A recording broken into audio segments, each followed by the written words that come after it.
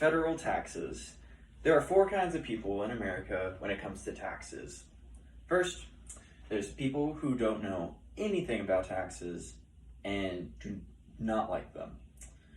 There's the people who know a little bit about taxes and they really don't like them either. Then there's the people who think they know a lot about taxes, but they still dislike them. And finally, there's accountants, like me. Hi, my name is David Blaylock. I currently work as an accountant at a CPA firm or a certified public accounting firm, and I've worked there for about 2-ish years. I'm currently studying for my CPA exam, or for my first one, and it's going to take about 3 years, as it takes there's a lot of things that you need to do to become a CPA. Finally, the reason why I'm hoping to become a CPA is so that I can become a helpful accountant for people and help them prepare their federal taxes, payroll taxes, bookkeeping, anything I can do to help that side of business go a lot smoother. After this presentation, I believe that you will understand a little bit more about federal taxes than you already did. And I'd like to share that on why we should keep the Federal Tax Cuts and Jobs Act. First, small businesses have greatly benefited from this. The Tax Cuts and Jobs Act was introduced in 2017 by Donald Trump when he signed in this deal into the current tax laws. The actual document is about this big, a couple hundred pages at least, close to 1,000, and it's full of new tax laws for a couple years, and that it would generally slowly over the next couple of years get back to where it normally was. And 2023 is the first big year of a lot of these rules either reverting back to what they were or going or slowly reverting back to where they are. And the first one of that is with depreciation and bonus depreciation.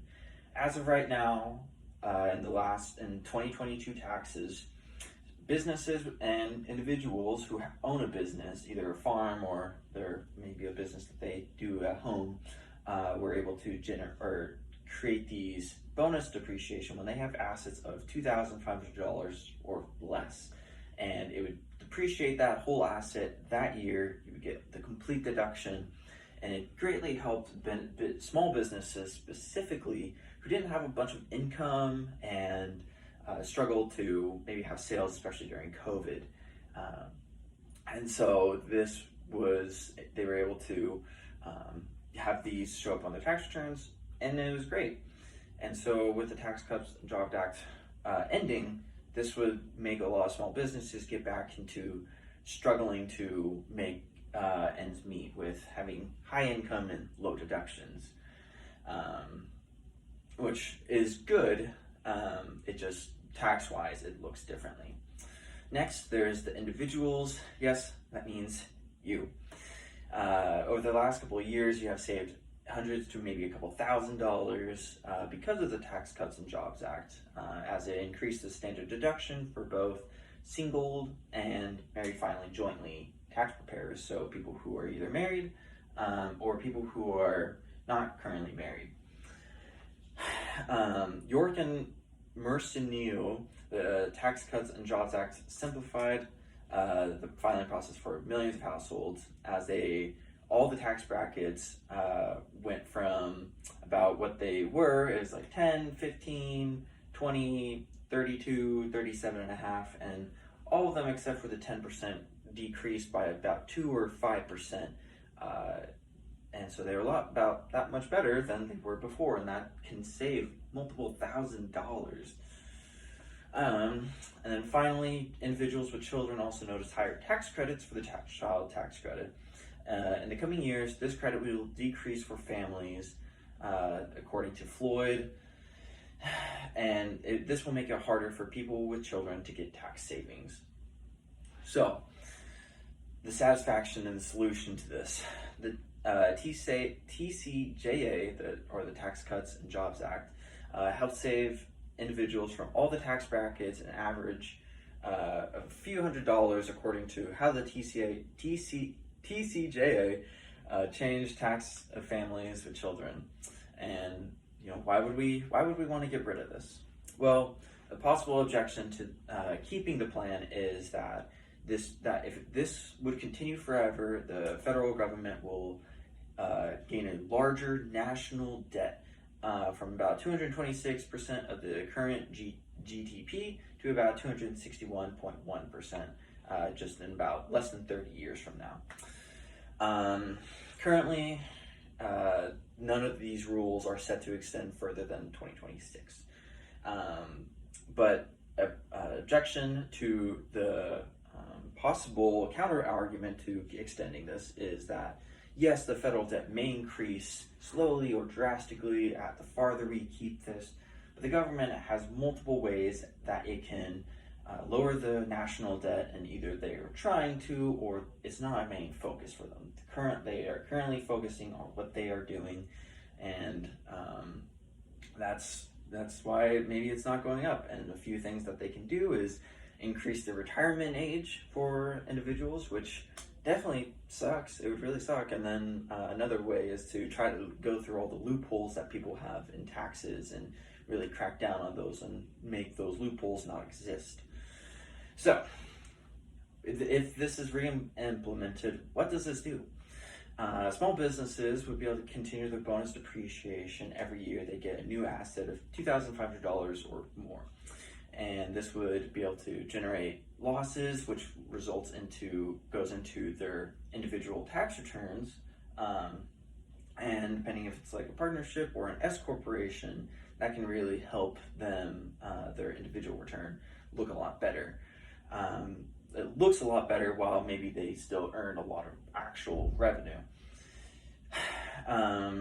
Next, the standard deduction would stay a couple thousand more dollars, or even twice the amount for married filing jointly individuals.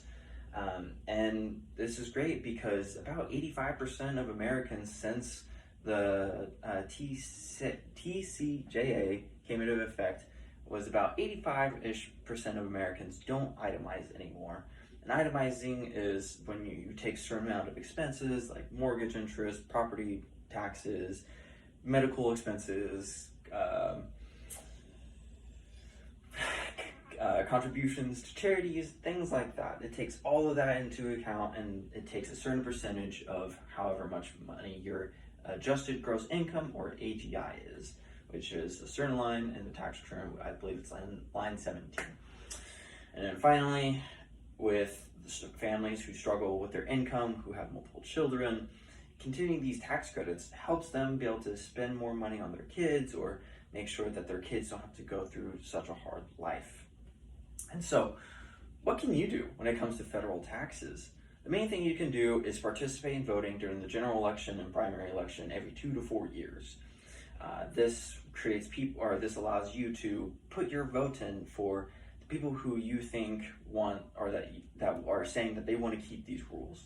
Now, the majority of people who like these tax rules are Republicans, or the people who put the law into place, but there's so many tax benefits for both Democrats and Republicans, and even the people in the middle, who can greatly benefit from this staying in here. And so, quick review. Some advantages will be for additional deductions for small businesses with bonus depreciation, individuals such as us, or me, you, and my family, your families, being able to get large tax deductions before having to figure out the tax that they owe or might receive. And for families with kids, you get to save more money. That's great. Being able to focus on your kids and helping them have a great life is very important. So, after this presentation, you are more likely to know more than you did before this presentation about federal taxes. You might have moved up from not knowing anything at all to knowing just, hey, I know a little bit more. Or say you knew a little bit and you found out some new things, so you know quite a bit more, or think you know a lot, maybe. However, most people don't really know too much about taxes, except for accountants who spend their whole job trying to figure this out. And so I just wanted to say thank you for listening.